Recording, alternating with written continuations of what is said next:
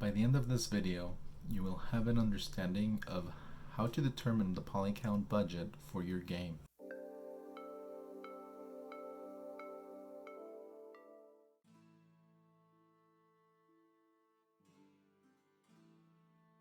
The term polycount refers to the number of vertex groups that make up a polygon in 3D geometry.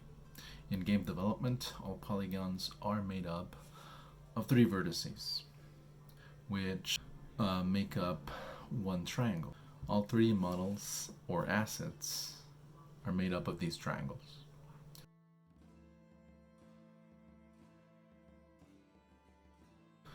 We care because we need to load and store these vertices into memory from disk. Each vertex contains multiple amounts of data, such as position, texture coordinates, sometimes more than one, channel, and normals, to name a few. So per vertex, you would roughly have 256 bytes worth of data to load into memory. Remember that each platform is different and not all have the memory, CPU, or even the GPU capacity to process huge amounts of vertices per frame. After loading, we then have to process the vertices to then determine how to send them to the graphics card for further processing, which then gets turned into pixels on the screen through shaders. Games are constantly trying to push the bounds of what the hardware can do, such as having bigger open world areas that render for very long distances, and knowing how much the platform can handle will only help you determine where you can cut vertices and triangles and where you can't.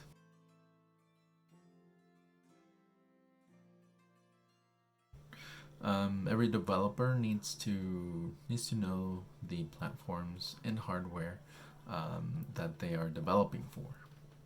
Knowing the limitations of anything can only help you decide what to do. Hey guys, so let me know in the comments down below if this is making any sense for you. If it's not, let me know as well in the comments below. So where do you spend most of your budget on? So once you know your budget, you then need to determine what type of art style you will be going for.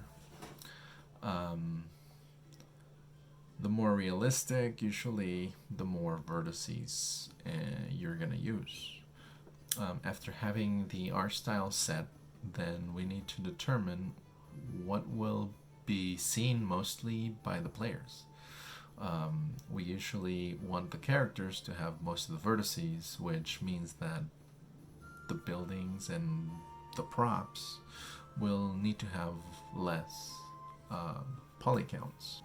This is because the characters will be in front, will often be the focal point of the players and not the buildings. We usually tend to watch the characters speak and perform actions.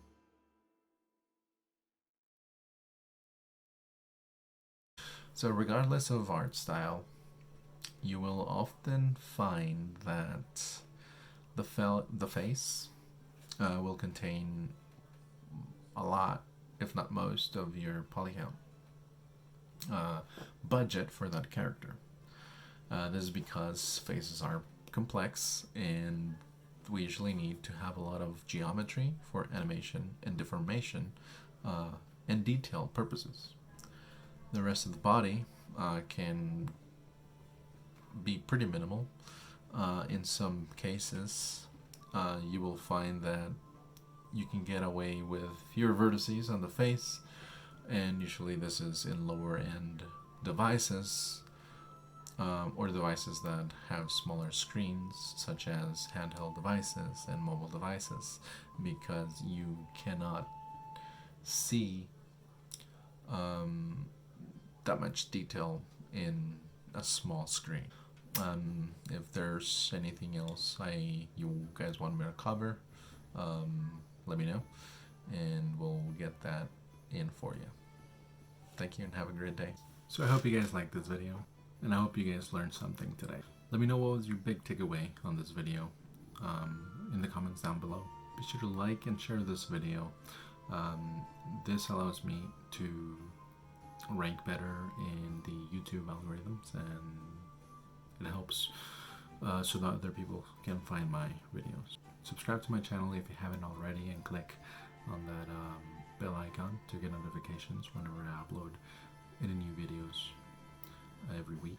And if you haven't already, follow us on social media. Links are all in the description down below.